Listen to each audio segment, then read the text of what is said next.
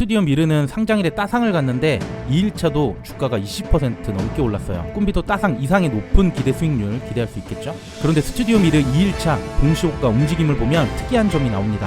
이 부분은 꼭 알고 가셔야 2일차에도 대처가 가능합니다.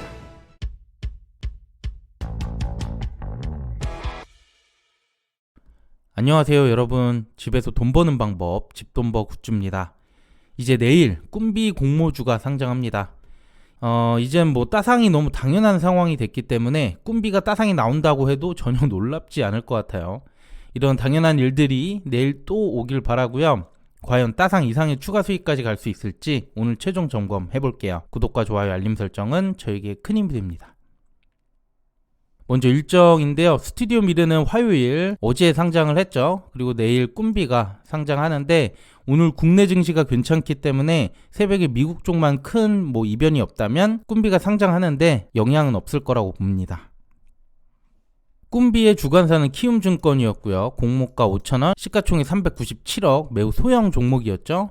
수요치 결과 우수했고요. 유통비율이 25.3%, 특히 유통금액이 100억으로 매우 훌륭한 편이었습니다.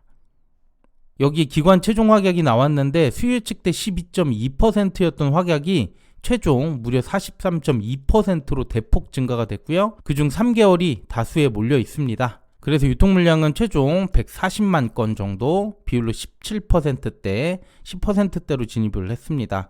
그중 기존 주주는 거의 없고요. 기관 투자자가 10%, 일반 투자자가 6%로 기관과 일반의 매도가 많이 나올 수 있겠네요.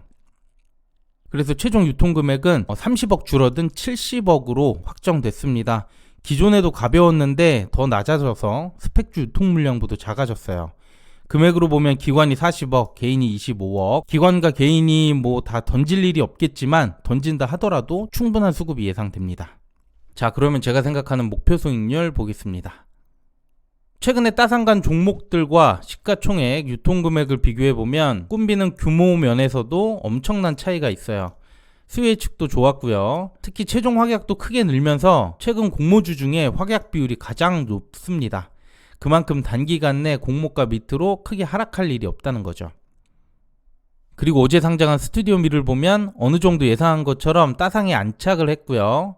오늘 2일차도 20% 이상 주가가 상승했어요. 오전 11시 기준으로 봤을 때 10% 중반대 주가가 유치해 있지만 어쨌든 어제 매도 안 한 분들 추가 수익까지 얻게 됐고요. 스튜디오 미르보다 꿈비의 규모가 훨씬 작기 때문에 이 수익률 이상의 실적도 기대가 되죠. 그래서 저는 목표 수익률 최소 따상에서 최고 220%까지만 예상을 해봤고요. 그러면 시초가 범위는 마이너스 10%인 4,500원에서부터 최고가 더블 만원이 되고 이후 따상은 13,000원입니다. 제가 생각한 최고 수익률 220% 간다면 주가는 16,000원, 주당 수익금 11,000원이 됩니다. 참고해 주세요. 네, 그러면 최근 사례를 바탕으로 주가 흐름 볼게요. 따상간 공모주가 대부분이어서 주가 흐름은 큰 의미는 없을 것 같고요. 동시호가 때 수급이 어느 정도 들어왔는지 보겠습니다. 장 직전에 오브제는 1,300만 건 넘게 몰렸고 3기 EV는 3,000만 건이 넘었습니다. 그리고 스튜디오 미르 3,800만 건이 넘으면서 금액으로만 1.5조 원이 몰린 거죠. 그런데 실제 결과를 보면 미래반도체와 오브제는 시초가 더블 이후 따상이 풀렸다가 결국 따상으로 마감했어요. 그리고 3기 EV는 장 직후 1초 따상을 찍긴 했지만 이후 빠지면서 144% 수익률로 마감했습니다. 스튜디오 미르는 안정적으로 따상을 갔었죠. 이들의 차이를 보면 장 직전 주문량과 유통 물량을 볼 수 있는데 최소 10배는 넘어야 따상 마감을 기대할 수 있고 스튜디오 미르처럼 30배가 넘어야지 안정적인 따상이 갈 수 있습니다. 꿈비의 유통 물량은 약 140만 건이니까 장 직전 최소 1,400만 건이 모인다면 매도보다는 기다릴 필요가 있고요. 4,000만 건 이상이 된다면 안정적인 수준으로 따상이 갈 수 있을 것 같아요. 그리고 한 가지 더, 스튜디오 미르 2일차 추이를 보면 동시호가 시작하면서 상한가에 160만 건이 몰렸습니다. 그래서 저는 이거 상한가 가겠는데? 이렇게 생각했는데 장 직전에 거의 다 빠져버립니다. 그리고 VI가 발동하면서 매도할 시간조차 없었죠.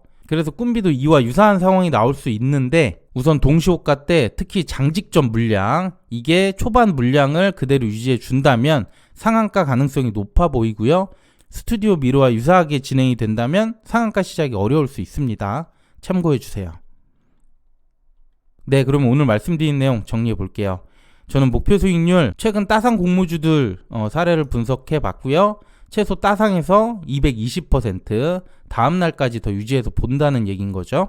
투자 성향에 따라서 잘 판단해 주시길 바라고요. 그리고 동시호가 주문량을 봤을 때 유통 물량과 비교를 해봤는데 최소 10배는 돼야지 따상 마감이 가능할 거라고 봤고요. 30배 이상 증가한다면 스튜디오 미르처럼 초반 따상 안착 가능성이 높습니다.